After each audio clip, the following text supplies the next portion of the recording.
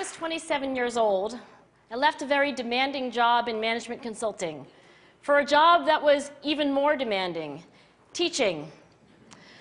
I went to teach 7th graders math in the New York City public schools. And like any teacher, I made quizzes and tests, I gave out homework assignments. When the work came back, I calculated grades. What struck me was that IQ was not the only difference between my best and my worst students. Some of my strongest performers did not have stratospheric IQ scores. Some of my smartest kids weren't doing so well. And that got me thinking. The kinds of things you need to learn in 7th grade math, sure, they're hard. Ratios, decimals, the area of a parallelogram. But these concepts are not impossible. And I was firmly convinced that every one of my students could learn the material if they worked hard and long enough. After several more years of teaching, I came to the conclusion that what we need in education is a much better understanding of students and learning from a motivational perspective, from a psychological perspective. In education, the one thing we know how to measure best is IQ. But what if doing well in school and in life depends on much more than your ability to learn quickly and easily? So I left the classroom and I went to graduate school to become a psychologist. I started studying kids and adults in all kinds of super challenging settings. And in every study, my question was, who is successful here and why? My research team and I went to West Point Military Academy. We tried to predict which cadets would stay in military training and which would drop out. We went to the National Spelling Bee and tried to predict which children would advance farthest in competition. We studied rookie teachers working in really tough neighborhoods, asking which teachers are still going to be here in teaching by the end of the school year. And of those, who will be the most effective at improving learning outcomes for their students?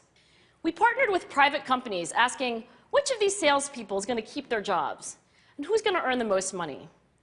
In all those very different contexts, one characteristic emerged as a significant predictor of success. And it wasn't social intelligence, it wasn't good looks, physical health, and it wasn't IQ. It was grit. Grit is passion and perseverance for very long-term goals. Grit is having stamina. Grit is sticking with your future, day in, day out, not just for the week, not just for the month, but for years, and working really hard to make that future a reality. Grit is living life like it's a marathon, not a sprint. A few years ago, I started studying grit in the Chicago public schools. I asked thousands of high school juniors to take grit questionnaires, and then waited around more than a year to see who would graduate. Turns out that grittier kids were significantly more likely to graduate, even when I matched them on every characteristic I could measure, things like family income, standardized achievement test scores, even how safe kids felt when they were at school. So it's not just at West Point or the National Spelling Bee that grit matters, it's also in school, especially for kids at risk for dropping out. To me, the most shocking thing about grit is how little we know, how little science knows about building it. Every day, parents and teachers ask me, how do I build grit in kids? What do I do to teach kids a solid work ethic? How do I keep them motivated for the long run? The honest answer is, I don't know. What I do know is that talent doesn't make you gritty. Our data show very clearly that there are many talented individuals who simply do not follow through on their commitments. In fact, in our data, grit is usually unrelated or even inversely related to measures of talent.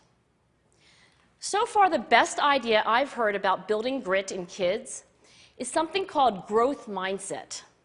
This is an idea developed at Stanford University by Carol Dweck, and it is the belief that the ability to learn is not fixed, that it can change with your effort. Dr. Dweck has shown that when kids read and learn about the brain and how it changes and grows in response to challenge, they're much more likely to persevere when they fail because they don't believe that failure is a permanent condition. So growth mindset is a great idea for building grit, but we need more. And that's where I'm going to end my remarks, because that's where we are. That's the work that stands before us. We need to take our best ideas, our strongest intuitions, and we need to test them. We need to measure whether we've been successful, and we have to be willing to fail, to be wrong, to start over again with lessons learned. In other words, we need to be gritty about getting our kids grittier. Thank you.